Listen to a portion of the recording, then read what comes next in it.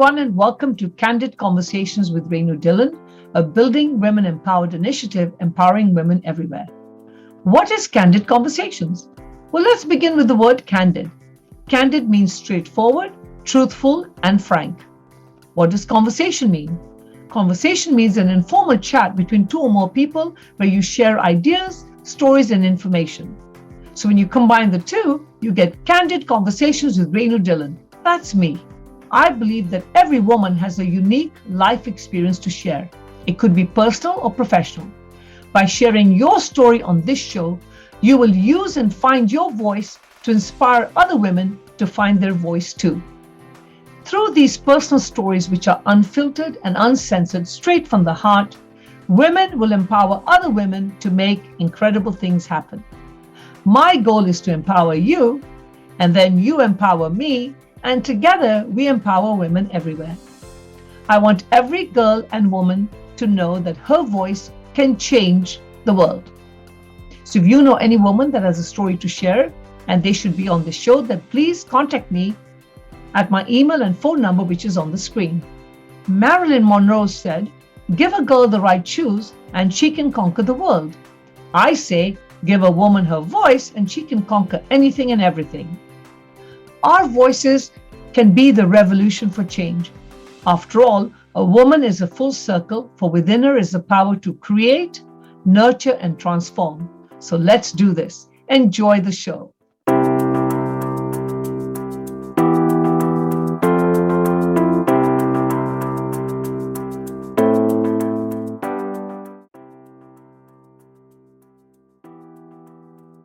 Our guest on today's show is a recent pageant winner. She'll be sharing her journey into pageants and also sharing with us her thoughts about whether pageants can make or break confidence in women. I'm a great believer in pageants, considering I used to produce these for many years.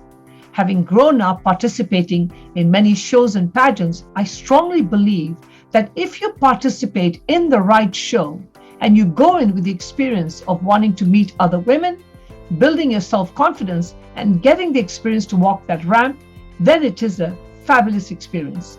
But the key is to choose the right pageants that are legitimate and fair.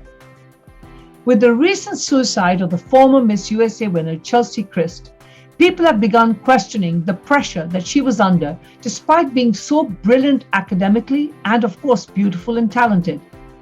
However, it is believed that last year, Chelsea did write a chilling essay when she was in the hospital about how turning 30 was a cold reminder that she was running out of time in society's eyes.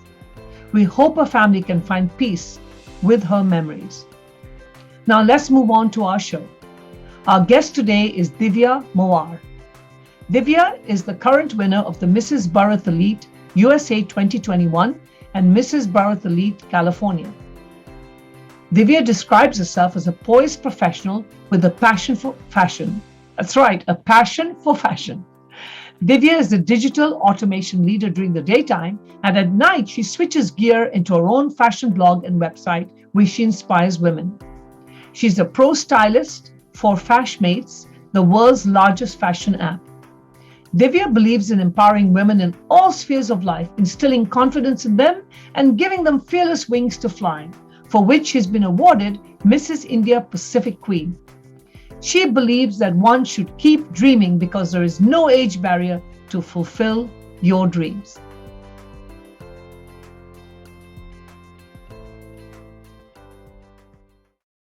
Welcome, Divya. Welcome to the show.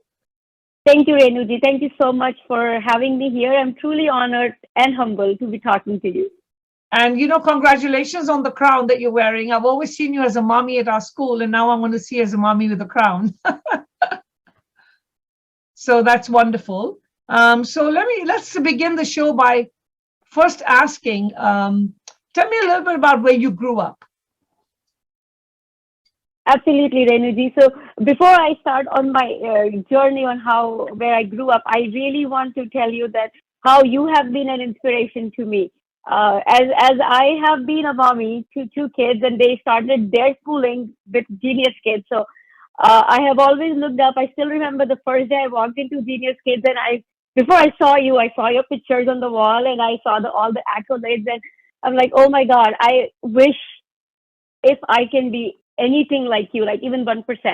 So thank you for always inspiring us and believing and showing us this path. So I really No, thank you appreciate so that. much. You're being too kind. Thank you. Thank you. And I appreciate that. All And right.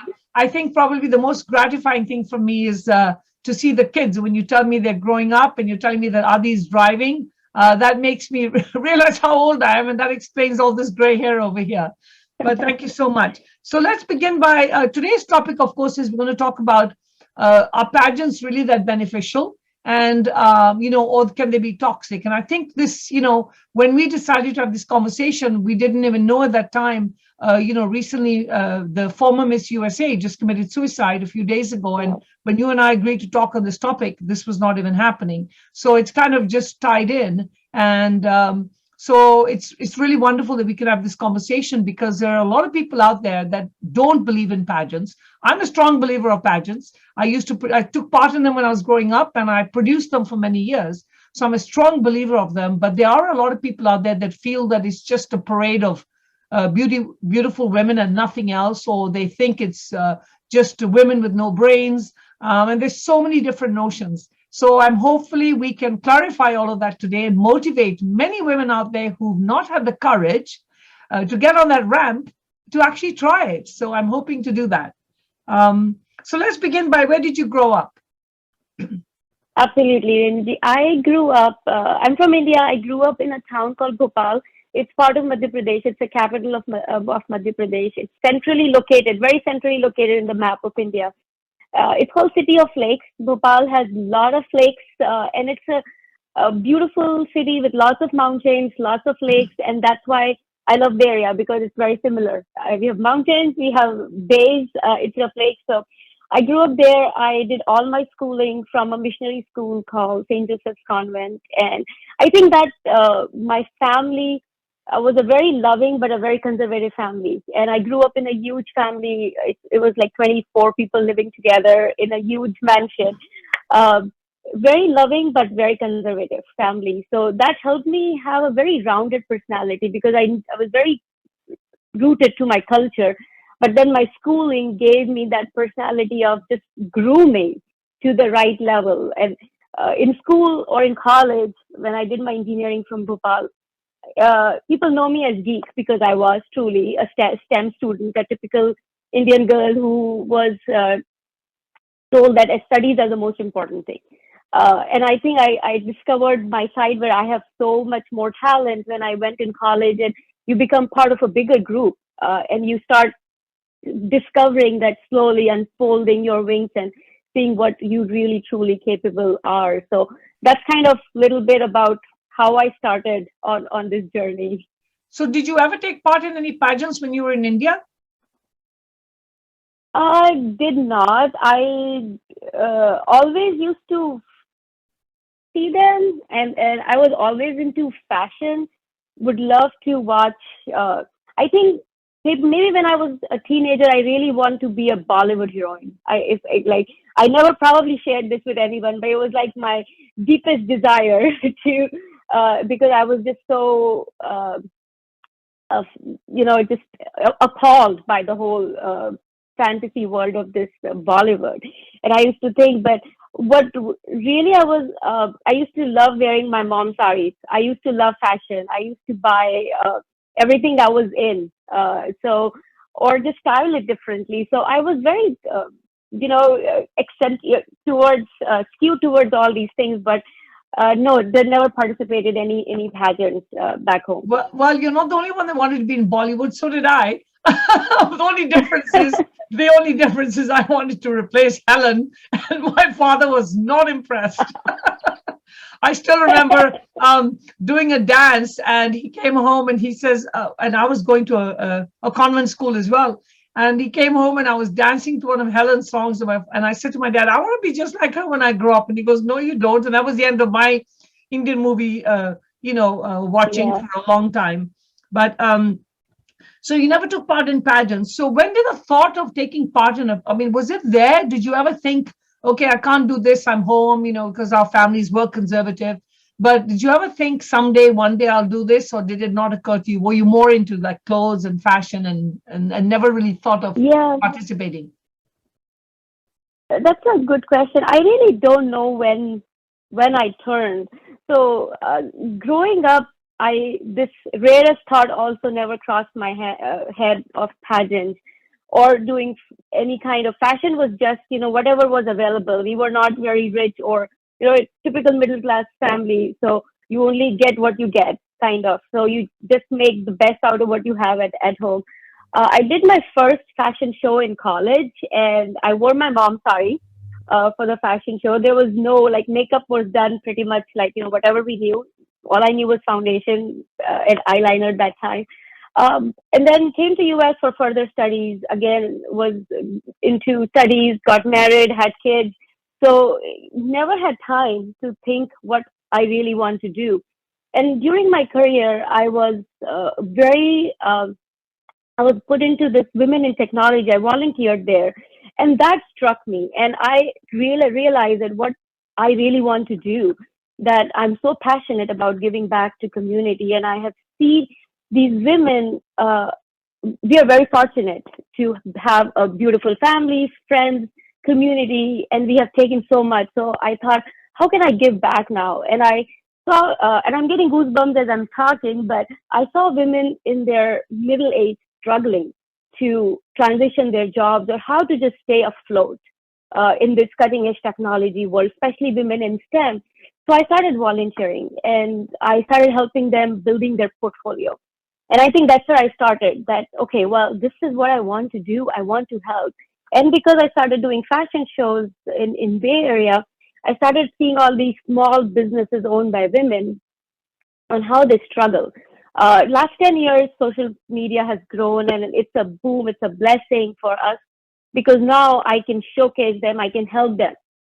So that I think put together. And then one of my friends for this pageant, coming back to your question, she called me and she said, well, Devi, I think you are doing great. You have a great plan in your head. I think you'll do great in this pageant. So I participated in California and I won that pageant. And then I went to nationals and luckily I was the winner there. So now I have a bigger platform. Same me, just having a crown and a bigger responsibility on her shoulder. And I have a bigger platform. And I'm talking to you right now. So I'm hoping both of us who believe in women empowerment so much, we can inspire so many more women out there. Absolutely. I mean, I'll tell you one thing. I did pageants for a long time, and when I got very busy with Genius Kids is when I stopped.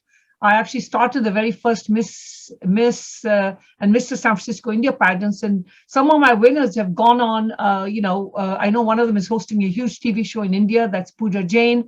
The gentleman who won my pageant, Mr. San Francisco India, Sesha Devi. He's, I think, one of the big Tollywood stars, if I'm not mistaken, today. And I get, WhatsApp messages from his mom all the time. So it's wonderful. So many of the girls have moved on to produce either, gone into movies. Parvati Melton went into movies. So it's wonderful, that the path that they've taken. And some of them opted to go and form their own companies. And Nivisha today is very big in nonprofits and giving back to women. So a lot of these women, Sarika Batra, I mean, you've probably heard about her, Andaz TV, she did shows. I mean, I go back to all these women and I'm so thankful that, not that they were not brilliant before, they were very brilliant before the show anyway, but I think what happened is the pageant gave them that platform and a title that they could use and go to the next step, which was really wonderful. So Absolutely. Let me ask you, was this pageant during the time of COVID? I did one virtual pageant where I won the award for women empowerment, Mrs. India Pacific Queen. That was in Dubai. But this pageant that I'm wearing the crown right now for was held. Luckily, COVID was in a better shape. Delta has not risen and Omicron did not exist. So California pageant happened in person, but it was a very smaller crowd because there were still the guidelines to be followed. Yeah. And national was on a bigger scale. It was right before Omicron hit us, so it was in December. And luckily, both the pageants were in person. And I think that makes a very big difference when you participate in person versus virtual. Absolutely. Yeah. So then let me ask you a question. You've won this title. What do you want to do with it? I'm sure, it's I mean, a lot of people again out there have this notion, oh, well, you win pageants, you wear the crown, you're just a pretty face. They don't realize that there's a lot more that goes behind that pretty face. So what is one thing you want to achieve this year with your title? That's a great question, Renuji. And I can say that I completely resonate what you're saying, that crowns are not just made of rhinestones. They're made of discipline, determination, consistency, and a lot of courage. And one thing that I really want to do this year is I want to encourage women to get out of their comfort zone. We have to voice our opinion. It's not about being a winner in a pageant or participating does not make you a lesser of a mom or lesser of a wife or lesser of a daughter. It's just getting your own individuality and voicing your opinion, what you really stand for and what you want to do yourself. So uh, I was not the brightest of all, not the tallest of all, but what kept me going is just believe in myself that I really want to do something positive and make a change. And that's what I'll keep doing is instilling confidence in every sphere of life in all women. And I really think when you take part in a pageant, even going back to my memories, the grooming part is so important. And sometimes, especially in our cultures, Indian women, we forget that when we become moms, we forget to take care of ourselves and we let ourselves go. And I always, tell people that, when they tell me, well, you're 61 years old. Why do you dye your hair? Why do you leave it gray? And I say, because gray hair doesn't bother me. You have to be able to believe in who you are. And I think it's all about how you present. And I felt from seeing winners that I have worked with is that the pageant gave them a platform to, first of all, learn how to walk. Walking is very important, your posture, and it teaches you how to coordinate your clothing. And walking in high heel shoes on a ramp is not easy. And then after that, of course, when you're standing in front of people being judged, that is a lot of pressure. So I think that confidence comes with that. But then there are a lot of women out there, Divya, who can't take rejection. And they're going to take part and they get very depressed and it becomes toxic for them that they didn't win. What would your message be to a woman out there that says, well, if I take part and I don't win, then I'm going to actually lose confidence? Again, a great question, Renuji. And my advice to all the women is you will become, of all this journey, it's not about winning or losing. You will meet so many beautiful women. There is so much positivity out there. And you will come out with a better version of yourself. It's a journey. We have to accept it as a journey and keep on going. Because I'm not there to compete with these contestants. They're beautiful, they're unique, they're talented. I was there for myself because if not now, then when? If this is my time to shine. And we always are so busy, all the moms, we are guilty of not spending enough time or not cooking healthy meals. But at the same time, if we don't do this for ourselves, then how will we, there are generation coming behind us where we need to tell them that it is okay to take time for yourself, because if I love myself, I'm a happy person and I can love my family even more. And that is why I'm very glad that people are doing pageants for Mrs. And hopefully should be for Ms. as well, because a lot of people think that once you're married, that's it, it's done, right? And the title is only for Miss. So I'm really glad to hear, and I hope, my pageant used to allow divorced women and widowed women to participate, and I hope that people will continue to do that. So in your opinion, do you think, recently we just had this major loss of the former Miss USA that was so talented. She was so talented and she was so beautiful, and yet she took her life a few days ago. And it seems that she had written a letter, an essay when she was in hospital saying that she was dreading turning 30 because she felt that life was going to catch up on her. What would your message be to people who feel, oh my God, I'm too old for this? No, I can't do this. It's too old. I'm 61. I'm really proud to say it. And everyone always says, why do you tell everybody? I say, because, it's just a number. I feel the same as I was when I was 20. Of course, my knees hurt every now and then, but I think it's just a number. So what would your message be out to women out there who think, come on, Divya, you're a mom of 2 kids. Why are you doing this now? Or, you're too old for this. This is something you do when you're 21 and 22. Why are you doing it now? What would your message be to people who are so cynical? Absolutely, Renuji. I think this is a great question, and my simple answer would be that I heard once that a scientist said that if we did not know our age, we will keep going. And as you rightly said, age is just a number. If I was 21 and I would participate, I'm 42 right now, and I feel I'm more mature and I'm a better person, and I have a better understanding. And I'm not saying that at 21 I would not have, but I have matured enough that I know what is right for me and what I really want to do. My life is not over. I have so much to achieve. I have given 10 years of my life at least to my kids, and now it is time for me to give back to my community and really do what I believe in. So I think we can disregard the age and keep on going. Now I know you're very big on Instagram. I watch all your I watch all your reels. And how do you feel social media is going to make a difference to your title today compared to if you had won maybe 15 years ago?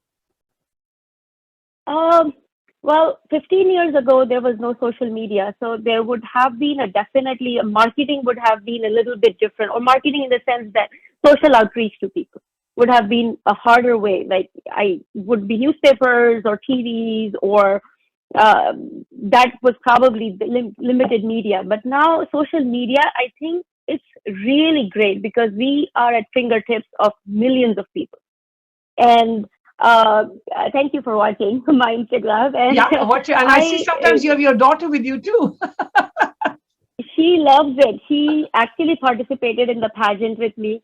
And I'll Oh, be honest, I was so into myself when I participated that I didn't ask her. And I was preparing one day some question and answers, and she came to me and said, "Mommy, can I participate too?" And I'm like, "Oh my God, I did not even ask her."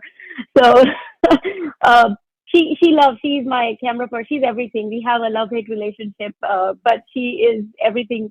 My backbone and my cameraman, and uh, she set up this whole Zoom thing for me also. So, uh, but I think my message after winning this title with social media is so big, it really helped me to translate the message that what I have done, I have inspired so many people. And I'll be honest, after winning to Calif and coming back from nationals, when I was flying back, I got so many calls from my friends, and I got so many messages on social media, and I know that I've inspired so many women. And as you said, that we mom take back seats and we are raising kids, and we get into these health problems because we keep ourselves on the back burner. And I think that's what I've really helped some of my close friends who are in India, and they called me and they said, "You are such an inspiration, and we look up to you." And I'm telling my daughters to look up to you. So I think social media has made our life very easier in that sense to really pass on that positive correct. message. Absolutely. And I did a show too with Sheena, my daughter too. So it's a wonderful experience when mother and daughter go on the same show and stuff. I think it's really good. So I commend you for that. In closing, what would you like to say to all the viewers today in closing about Divya? What I would say is we should always look ourselves from a positive mindset. I was not born with it. I have educated myself to look at the positive side. There always will be people who would judge us, or would not understand our point of view, and that's okay. We live in a free world where there is a free will to express. We should have our path clear and keep on doing what we want to do. And it's okay to have few setbacks, because that will only make us stronger, right? What doesn't kill us only makes us stronger. So I really want all of us, whatever we want to do, women, let's do it. I'm here to help. Rennu is a great support. She has a beautiful women empowerment Facebook page, and there's so many powerful women there. So we can keep. One thing that I do want to say, that I have learned this value of women empowerment very late in my life. And I used to always think that it takes a village. No, it doesn't take a village. It takes one person to just stand up, and it causes a ripple effect. And that's what I want to leave this message with: that we have to keep growing, we have to keep glowing, and we have to self-love ourselves. Absolutely. And I always believe that the only person who needs to love you is yourself first. If you love yourself Yes. first, everything else falls into place. It's been so wonderful talking to you, Divya. It's a pleasure having you on the show. And I'm sure you've inspired many women out there, especially in our Building Women Empowered group, to think, you know what, I can do this too. And the pageants, again, as I mentioned earlier in the introduction, if you select the right pageant to participate in, you will have a very positive experience. So make sure you pick the right one as well. And I'm sure you'll know Divya's on Facebook. If anyone wants to reach out to her for any help or maybe a little bit of grooming as well, it really works. Feel free to do that. Thank you so much, Divya, and I wish you the best of luck and many more pageants and crowns for you too. Thank you so much, Renuji. I really appreciate your time and having me on the show. And love all the viewers. Thank you so much. Peace out. I hope you enjoyed our show today, which is Candid Conversations with Rennu Dhillon. As you know, we bring new topics every week where we can endorse and focus and showcase and highlight progressive women that are making a difference in the society today. So if you know someone that you know should be on this show, please contact me. The information is on the screen, and we'd love to have them on the show because remember, if you can find your voice, you can inspire others to find their voice too. Until next time, keep smiling. And remember, you don't need anyone's endorsement other than yourself. So love yourself first. Until next week, have a great week.